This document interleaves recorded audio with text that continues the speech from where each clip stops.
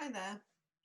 I just wanted to give a quick drawing lesson to show people something of the way I teach. And I'm going to use an onion. Usually people can get hold of an onion and it's quite an interesting thing to draw. The way I'm going to draw it is to first of all do what you have to do when you draw anything, which is to look at it. And when I say look at it, I mean notice things like whether the width and the height are the same, whether it is symmetrical or not, whether the bit on the end, how many times that might go into the body, all sorts of things like that. And it almost doesn't matter what you notice. What matters is that you do. So as long as you spend time looking at it, you'll start to make the observations you need to make in order to do a drawing.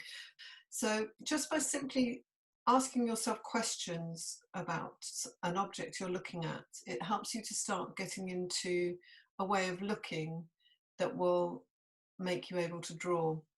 None of these questions matter too much. They're just ways to get your eyes to really look at something and your mind to notice. That is the vast majority of everything you need to know when you're drawing. What we're going to do with this little exercise with the onion as well, to help us orient, is to look at the tones. And that means to establish which are the darkest bits and which are the lightest bits.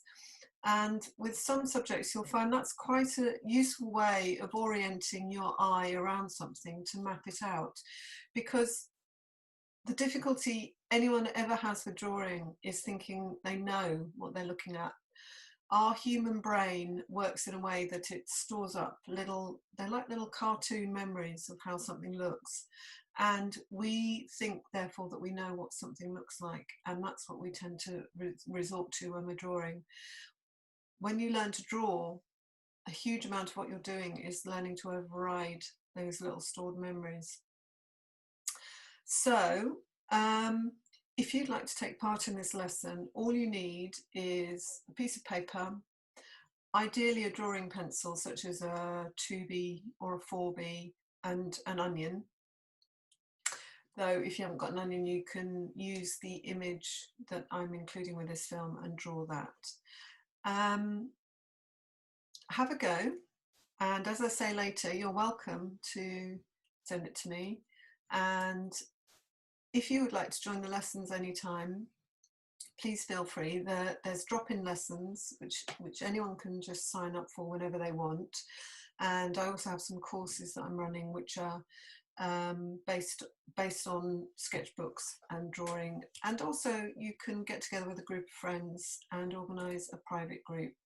So get in touch with me if you would like to take part in more of the lessons and do some of your pictures. If I get a few of them, I'll put them up on the website or something. So yeah, get drawing. I'm drawing an onion. First of all, we're going to look at the tones we can use, and we're going to do that by drawing a long box at the top of our page. This end we're going to leave white. This end we're going to make as dark as we can. Now the darkness will depend a little on the pencil you're using. I'm using a 5B, which is very soft, and that means that I can get quite a nice dark colour out of it. You can see I'm not being too careful, because the reason for doing this is simply to give myself an idea of the full range of tones there are for me to use.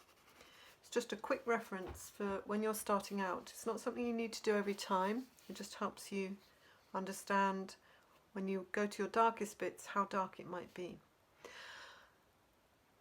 Before I start actually drawing, I'm having a look at the onion, and I'm noticing things like the angle between the top and the bits at the bottom, and that will help me understand how to align it.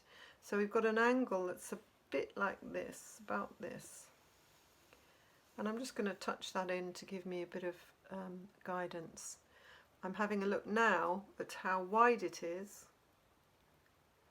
compared to the height, and it fits approximately into a kind of box, so the width, the full width, is about the same as the full height. So if I make a mark like that, that gives me a rough idea of where it should fit. Now, I'm not going to just draw it straight. I might do that, but this time I'm going to start sketching in approximately where things are. And if you do the same, it just means that you haven't made too much of a commitment to anything before you start drawing. You can, for one thing, easily erase anything, and for another, even if you leave it, it won't matter. So that looks about right to me. So now I can start to fill in the outline.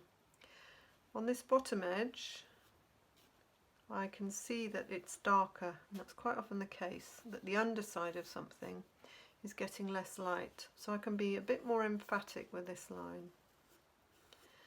If you want to take your time, just feel free to stop and catch up and then start again. So the onion's approximately symmetrical, but they aren't always. I've got a bit of loose skin up this end.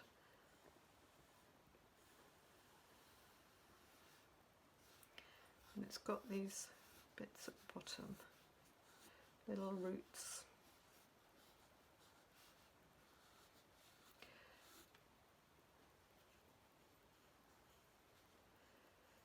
Now, the first thing I'm going to do is identify the places on the onion where the darkest bits are and where the lightest bits are. And I can see that I've got two highlights. I've got one at the back and one here. There's a big highlight area and another little bit there. And the darkest bit is underneath, just tucked in behind some of the leaves, and at the bottom here. And I'm going to be adding the shadow where it's sitting, because things exist in contexts, they don't float around. So just at the very point where it touches the ground is the darkest bit, and I'd say the tiniest sliver of it is as dark as my darkest colour. And when I'm looking at these lights and darks, I'm not looking at the pattern. I'm not worrying about the stripes, because although the stripes help with the form in some ways, they're not actually what shapes it. What shapes it is where the light falls. So I'm looking at where the shadows are and where the highlights are, regardless of where the patterns might be. Now, it's less the case with an onion, but if you pick some other things, the pattern of them can be much more of an interference. Okay, so I've got my lightest bit here. I'm just giving myself a bit of a rough note by adding these marks, just to remind myself, because I want to leave those absolutely white. Most of the onion is fairly mid-tone, but I'm going to start building in where the darker bits are. And I can see there's a sort of ring around the top here. So if you do the same, have a look, find your darkest bits and your lightest bits, mark them out, and start to shade them in. Now, you don't have to be too smooth. Nothing says that a drawing has to be smooth. You might be one of the people who likes to make very smooth drawings, and that's okay, there's nothing wrong with it. But if you're like me, you'll probably be a bit more sketchy and approximate. And I'm sketchy and approximate because I like drawing quickly. Some people just, it's just the way they go, and other people like to be very particular. So I've got a bit of decay on the end here, and I am going to mark that in, even though I was just talking about not worrying about patterns. But that's because you know, that's an actual feature. It's not just something that's on the surface. And most of this area that's out of the light is in the middle of my tonal ranges. So with a bit of variety to make it fit, I can just fill those in.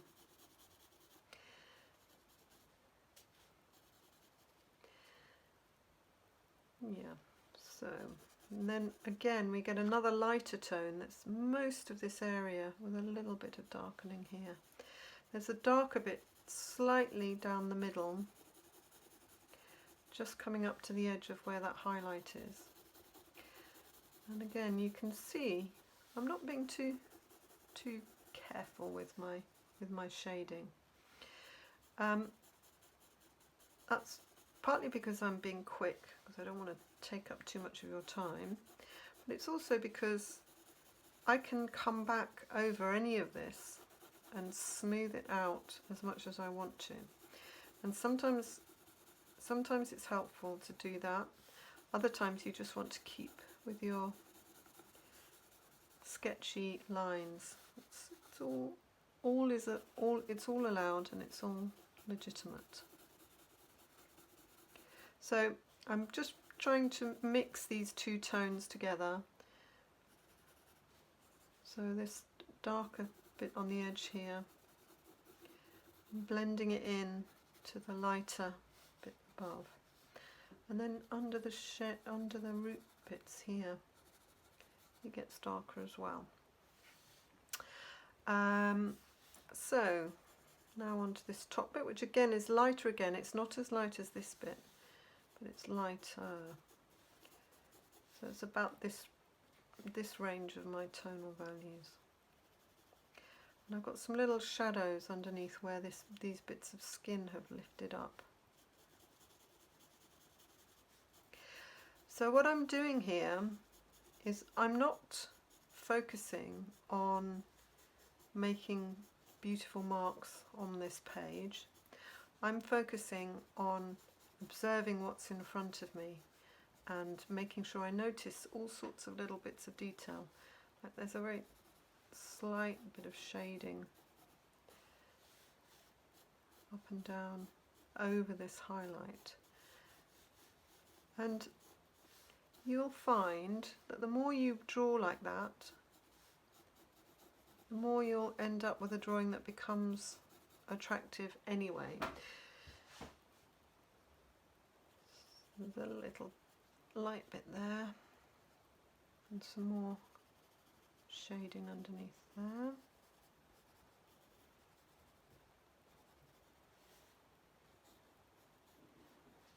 An edge, very thin edge there of some onion skin.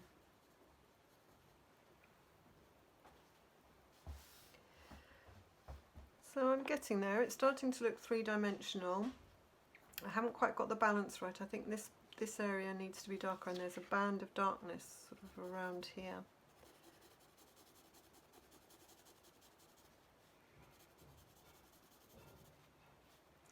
But you can see that quite often what you need to do is observe things and adjust as you go.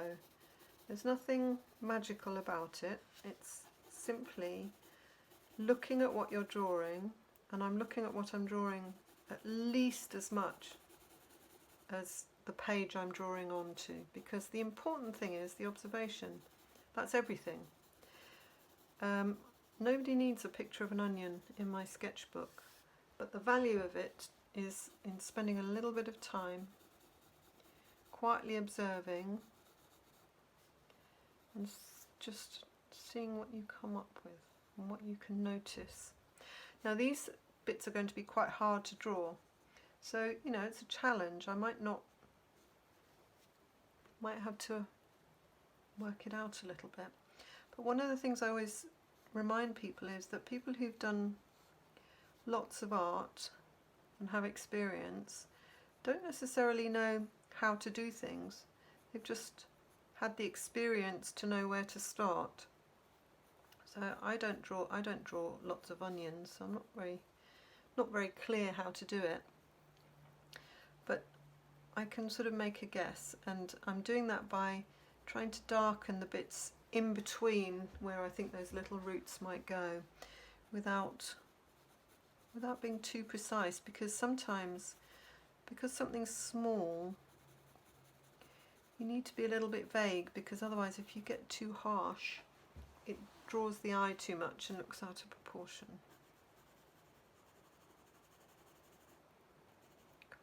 Come back up here, because that doesn't look finished enough really. So we've got a pretty good shape now, and now at this point you could start to bring in some of the stripes from the skin.